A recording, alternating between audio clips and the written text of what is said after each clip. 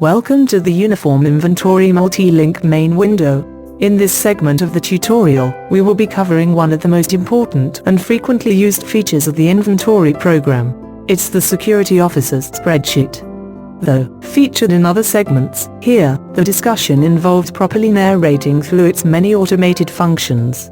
Noting daily changes, it is formatted using Excel from Microsoft for greater efficiency. However, it is extremely important that the procedures described in this process be followed without taking standard Excel shortcuts. Now, let's get started. Seen here is the Security Officer's Excel spreadsheet, designed with very unique functionality and automated features. Seen atop the page, to the upper left, are conveniently positioned buttons created for important efficiency. At the very top, starting on the far left, is the button, Add Officer, used when inputting a new security officer into the system. An example of its actual function will be shown in the Add Officer segment. After placing the additional security officer and related uniform items onto the sheet, the next step involves organizing the information starting with the officer's last name. This button also will be presented with an example in the Add Officer segment. Seen here, the Print List feature allows the user to go to another page with security officers organized to be printed by account locations. Again, an example will be presented in its own segment. Next is the Inventory Tracking and Input Station button. When choosing this feature, the current user will visit the page that allows new product to be added to inventory. Like the others, much more will be discussed in its own segment. To the right, we have what is referred to as the B-check button, short for balance check, and possibly considered the most important used button of them all. It is here that any action that involves inventory changes to security officers or in stock will be confirmed as performed correctly. It should be viewed upon completing all actions that involve uniform changes. An example will be shown in another segment. Continuing on, we have what is called the Remove Salvage feature. This button is an extremely crucial part of the exchange process. When a uniform item is returned and considered not fit to be reissued, it is placed in the salvage column of the security officer, like seen here. Afterward, simply click the button, and yes, an in-depth example will be seen in its own segment. Still moving to the right is the Exit button, created to return the user to the main menu. Moving down one is the button used to see non-usable items slated for destruction, information needed for the monthly audit. And located below is the button that takes the user to the security officer's uniform records. Moving back to the far left, we have two combo or drop-down boxes. The top contains a list of uniforms that the company currently has in service, and the bottom box contains a list of security officers that the company currently has employed. After identifying a specific officer or inventory items using the combo boxes, the user will click on the Find buttons to locate one or the other, as presented here. Now, let's view an example of how the function works. First, it is important to note that the user has several options when searching for a specific officer or uniform item. Though not seen here, in a standard Excel window, will be a scroll bar positioned to the far side of the window, and another placed at the bottom of the page. Still, for greater efficiency and less potential for critical mistakes, it will be advised to use the automated procedure as follows. Let's begin with the security officer's drop-down list. Simply click on the arrow pointing down. Here, you will note a list of security officers' names. Now, scan the list by moving the mouse downward until locating the person of choice.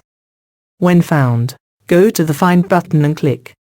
The security officer's name and associated information should be highlighted as seen.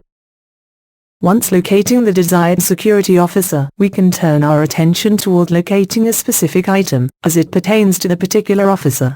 In most cases, this will involve two automated buttons located as seen here. Note, the right button is programmed to navigate the spreadsheet to the right or forward. The left button is programmed to navigate the spreadsheet to the left or backward. Remember, when using these buttons, a designated point will be set as seen here, and the spreadsheet will position itself without constant maneuvering. This designated point is extremely important to the effective movement throughout the entire spreadsheet and should be noted at all times. Again, please remember, always ensure or touch the cell in the original items issued column before using the automated right or left buttons. Now, let's begin by locating the spreadsheet that contains the progressive style of female slacks. Keep in mind, however, when using the security officer's drop-down list, the uniform selection as presented will always start with progressive male blazers or the item placed first in the inventory database. Now, let's begin by clicking to move to the right.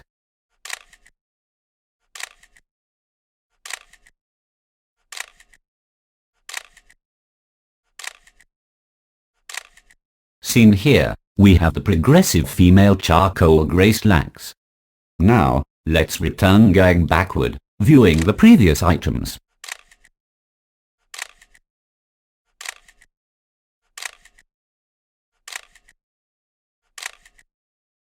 If the user continues to move backward, going beyond the first item listed in the database, an error message will appear, prompting them to click the End button to remove the message and cease in their attempt to continue in that direction.